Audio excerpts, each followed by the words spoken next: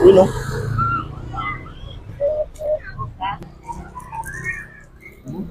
May nakita nga tayo mga kayupips na dalawang mag-asawang matanda na dekada na nagbibenta ng kanilang bagong pitas at malulutong na mga mangga at kanilang espesyal at masarap na bagong gawang bagoong. At nalaman din natin na dito din pala sila kumukuha ng pambayad sa upa sa bahay, panggastos araw-araw at pambaon ng kanilang mga apo. Kaya nga sa simpleng pagbili nyo ng kanilang paninda ay napakalaking tulong na to kila lolo at lola. Mga kayupips, nandito nga tayo ngayon sa kahabaan ng A. Bonifacio Street mga kayupips. Tapat lang yan ng Purok 5 mga kayupips. Corner lang yan mga kayupips ng Triñanes Street mga kayupips. Dito sa may block 66/16 mga kayupips. At may naispatan nga tayo dito mga kayupips na mag-asawa na dekada na nagtitinda ng mangga, singkamas at yung mga pulburon dito mga kayupips. Tara mga kayupips, samahan nyo ako. Tignan natin kung ano yung mga tinitinda pa nila dito at kung ano yung istorya ng buhay nila. Hello po, Nay. Magandang hapon po, Nay. Magandang hapon naman. Nay, ano pong pangalan nyo, Nay? Gloria Palidino.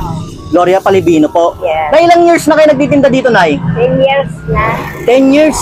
Tagal na po pala, no? Ito po yung mga tinitinda nyo, Nay. Opo, Sampalok, Yema, Mani, Scracker, Palamig.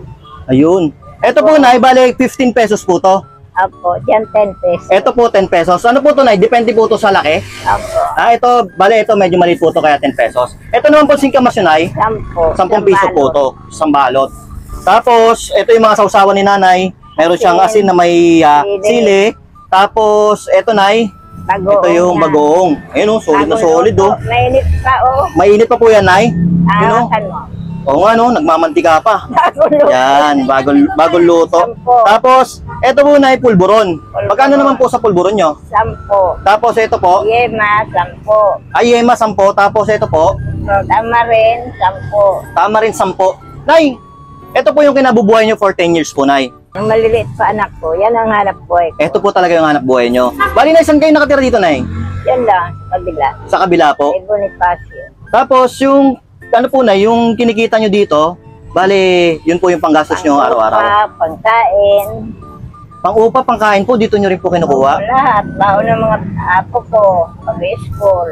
Tapos, Nay, bali, paano po yung diskarte nito, Nay? Ito po ba sa inyo po ba to? Inaangkat ko lang. Pagdating nila, bagong pitas, inahango ko lang. Pag umagang hapon, maniningil sila. Sige po, Nay. Pabili po ako ng isang mangga na yung 15 pesos po, no? Tsaka, eto pong ano, tsaka isa na rin po na itong tamarin. Palok. Yan. Sige po, Nay, palagyan po ako ng ano nito, Nay. Ng bagong alamang, yan. Sarap yan. Mamaya, ay wala kasing klase pag may eskwela. Diyos ko. Yan. Ano dito klase? Thank you po. Kakakuha na rin po ako ng isang tamarin, Nay, no?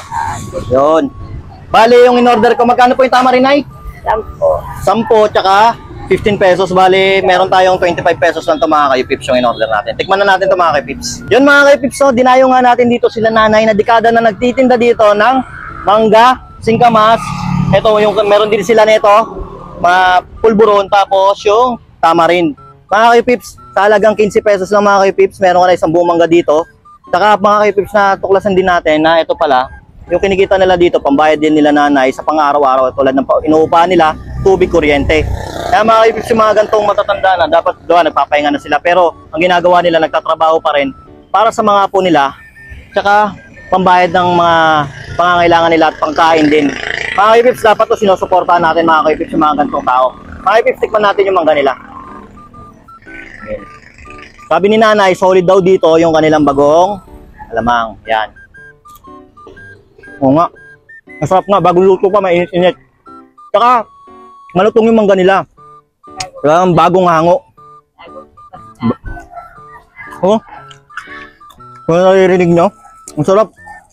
Hindi siya, ano, solid talaga. Ang lutong. Ha?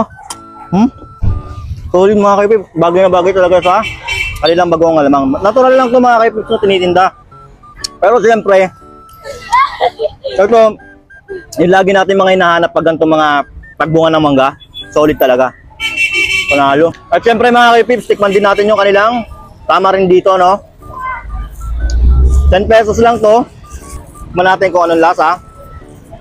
Ayan, no? Tama yung tamis. Tsaka, solid siya. May buto-buto pa. Kaya lasa mo yung sampalok. Ang sarap. Halo. Yun mga kaipips, no, sa gustong tumulong kila nanay, sa maliit na tulong lang sa pagbili lang ng kanilang mga paninda dito.